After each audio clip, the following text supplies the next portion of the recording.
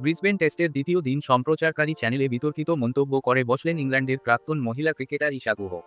রবিবার অস্ট্রেলিয়ার দুই ওপেনারকেই ফেরান ভারতীয় জোড়ে বোলার জসপ্রীত বুমরা। তখনই কথায় কথায় ঈশা বলেন, হ্যাঁ, ও তো এমভিপি, তাই না? Most valuable primate Jasprit Bumrah. ধারাভাষ্যকার হিসেবে তখন ছিলেন অস্ট্রেলিয়ার প্রাক্তন জোড়ে বোলার গ্রেগ লি। তিনি মন্তব্য করেন, বিশ্বের সেরা বোলারের থেকে তো এরকম বোলিংই আশা করা উচিত। তাছাড়া বুমরা তো প্রাক্তন অধিনায়কও, প্রথম টেস্টে নেতৃত্বও দিয়েছে। তখনই ঈশা ওই মন্তব্য করেন। প্রসঙ্গত, প্রাইমেট শব্দটির অর্থ আদিম বাদর প্রজাতির স্তন্যপায়ী প্রাণী।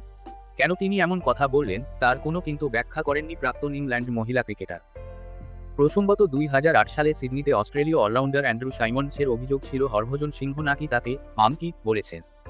ঈশা আবারও যেন সেই বিতর্ক ফিরিয়ে আনলেন প্রাক্তন ইংল্যান্ড ক্রিকেটারের মন্তব্য নিয়ে। সমালোচনার ঝড় ওঠে।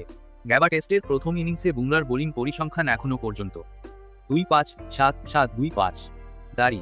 সেই বিষয়ে প্রাক্তন অফ স্পিনার পুরনো প্রসঙ্গ টেনে আনেন। প্রসঙ্গত, পাকিস্তানের প্রাক্তন ক্রিকেটার সাইদ রাজমল একবার সাক্ষাৎকার নিয়েছিলেন উসমান খোয়াজার।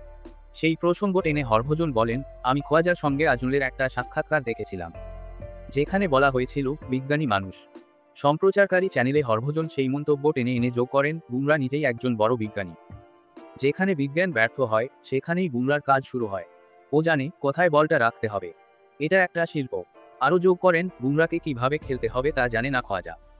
বুমরা ব্যতিক্রমী, বিস্ময়কর, পরিসংখ্যানই প্রমাণ করে ও কত বড় বোলার।